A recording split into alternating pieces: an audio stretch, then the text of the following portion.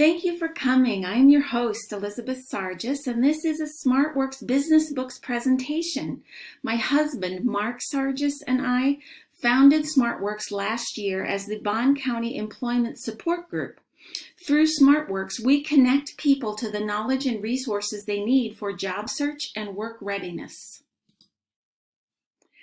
At our monthly business books discussion April 15th, we featured Stories That Stick by Kindra Hall. Because parts of that presentation, which I wrote independently, applied to the use of stories in management communication, I adapted those portions here to fulfill my Module 5 assignment. All humans tell stories to convey information to our family and friends. Even in ancient times, leaders told stories to teach lessons to their followers. The entire Bible is an example of God using stories to change lives. Parents tell stories to children. It's so natural. But in management, sometimes we forget that a great story can connect people and information in a much more effective way. Kindra Hall is a professional storyteller.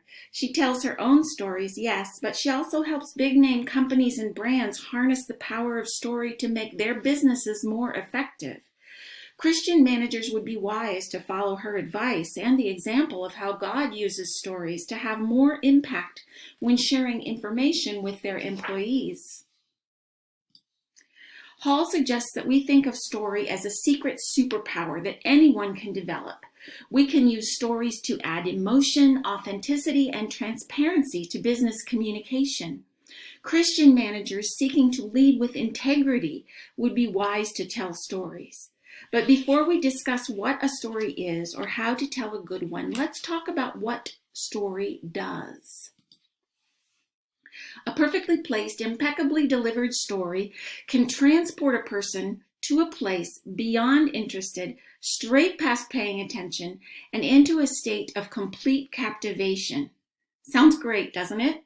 Calgon, take me away. Well, now I've dated myself.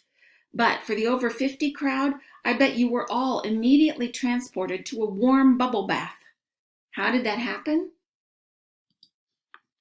Those old commercials told us a story. They introduced us to a character we could relate to, a harried, hard-working woman in a messy situation. Because we related to her, our brains empathized with her. Then she turned to the camera and cried out, "Calgon, take me away!" As if by magic, she was transported to a spa-like bathroom, up to her chin in a bubble bath. Eyes closed with a blissful smile on her face. As the camera lingered, she breathed a deep, satisfied sigh. And 40 years later, that phrase still conjures up bubble bath sensations, all because a series of commercials told a story that was so relatable. What happened in our brains as we saw the Calgon commercial? What made us remember it so vividly? The answer is a lot. Our brains actively built physical networks of neurons related to stress and bubble baths and relaxation. We secreted all these good chemicals into the spaces at the ends of our neurons. Let's talk about some of those chemicals and why they are important to the power of story. God created our brains so that when we feel trust, our brains make oxytocin, which leads us to feel a bond, more trust, and love. In studies where subjects watched 2 movies, one with a story and one without, the group that watched the story had a burst of oxytocin, a 47% increase, and were more likely to give to a related charity than those who just watched a descriptive series of events not arranged as a story. The story made the viewers better connected, more trusting, and generous, something we'd all like our employees to be, right? The same researcher did further experiments and found that people who watched public service announcements increased their donations to charity by 261% when the PSAs stimulated the release of oxytocin and cortisol. Cortisol is associated with increased attention, so stories that are great get our attention too. Another neuroscientist researcher has shown that the brains of storytellers and listeners actually synchronize. Hall says stories don't just make us like each other, they make us like each other. They make us similar. We become inhabitants of the same world. It builds new bonds of community between us. Other research has shown that stories give us jolts of dopamine, which the brain uses to reinforce things it wants more of. A good story feeds an addiction. The brain tells us, hey, whatever that was, you should get more of that. Dopamine also changes your brain to be more receptive to whatever it was that stimulated it. So this is more scientific evidence that stories permanently change us. In Super Bowl ads, companies spend incredible resources telling good stories. The ads cost millions to make and millions more to run, but it would probably surprise you to find out that there is no clear evidence that Super Bowl ads lead to sales. That's a key thing to understand. The story doesn't make the sale or convince the employee. The story garners attention, then creates an atmosphere of trust and connection, and fosters the transformation that makes the viewer more likely to purchase something at the end point in the future. Or, in our case, when the receiver is an employee, the story engages and changes her to be more likely to see things from your perspective and improve her performance accordingly. The Ritz-Carlton uses story as a tool in daily staff meetings to inspire employees to their best performance. The company's values are the focus of the stories. Each day, all employees around the world hear and discuss the same story of an employee somewhere in the organization who went above and beyond what was expected and delivered exceptional service to a guest.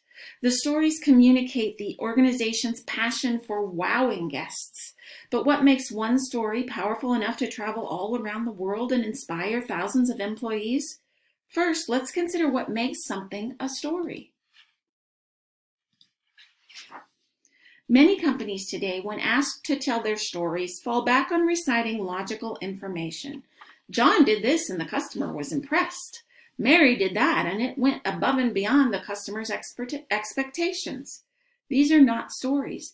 They are just basic information. Take, for example, this story that appears on a package under the title, Our Story. HydroSense transforms the pure, refreshing power of seawater into gentle, comforting hydration.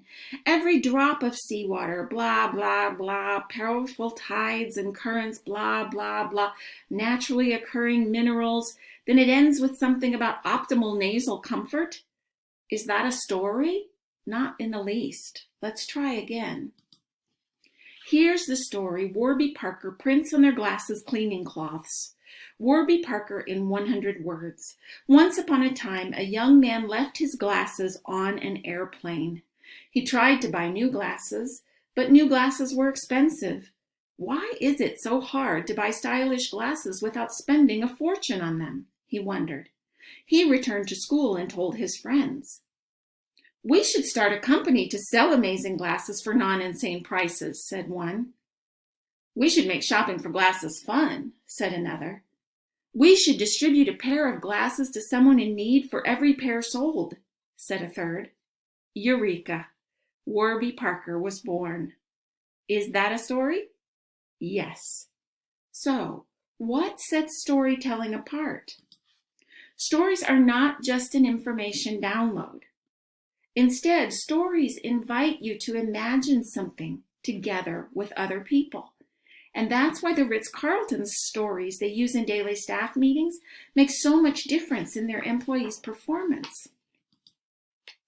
Many complex story models have been developed by scholars, but Hall gives us 4 simple components to include in a great story. Let's look at what they might be in light of the Ritz-Carlton stories. Identifiable characters. For Ritz-Carlton, that might be an employee or a customer. Authentic emotion, maybe worry, maybe loneliness, relief, satisfaction, pride. A significant moment. That's when something changes. Specific details. Familiar aspects of Ritz-Carlton's business model. Their uniforms, their procedures, their architecture. Adding these elements to your stories will increase their power to affect your employees. In terms of characters, not every story has a hero. Instead, you need a character that the listener will recognize and relate to. like another employee, not a company name, not a value that you're committed to. It's also not usually a group of employees because one person is easier to relate to and keeps the story simple. If you want to tell the story of a team's success, tell it from the perspective of one employee on the team. Think about how God uses story in the Bible. Each story has a main character that we relate to. When we name the characters, their stories leap to mind. Moses, Joseph, Zacchaeus, Nicodemus, Mary Magdalene. These were not amazing people. They were relatable people who made mistakes, had fears or questions, and we enter into their experiences as they struggle to make sense of their lives and their relationships with God and with people.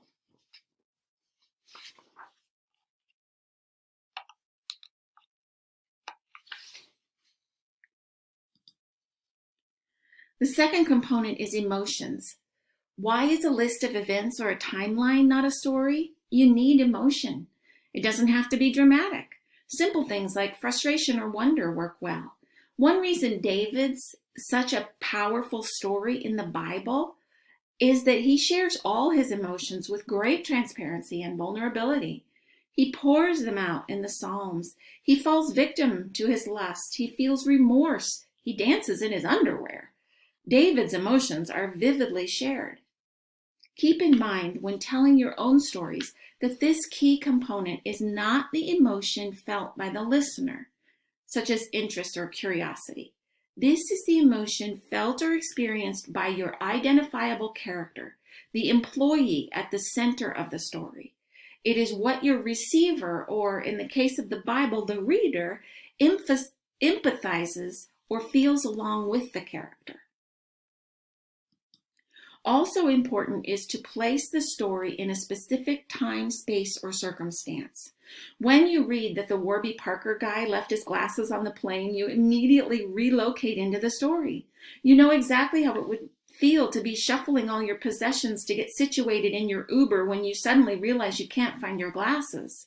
You want to pat your pockets and check your bags and be sure you know where your possessions are. Hall says that often where messages that are intended to be stories go wrong is that they stay too vague. For a story to be compelling, it should include a specific moment in time or physical space. This component, along with specific details, aids in the co-creative process. Listeners actively engage in creating a version of the story in their own minds, and in doing so, the story sticks longer. For a story focused on an employee, this might be a moment when he decides to take a chance on sharing a crazy idea with his team, and suddenly you have an inspiring story about innovation and risk-taking.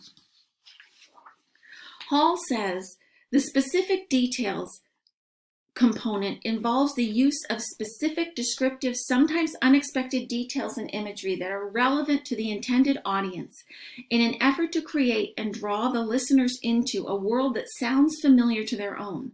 The finer the detail, the better. If telling a story to someone my age who grew up in the 1980s, you mention a boombox or a Walkman, immediately we transport back to that time.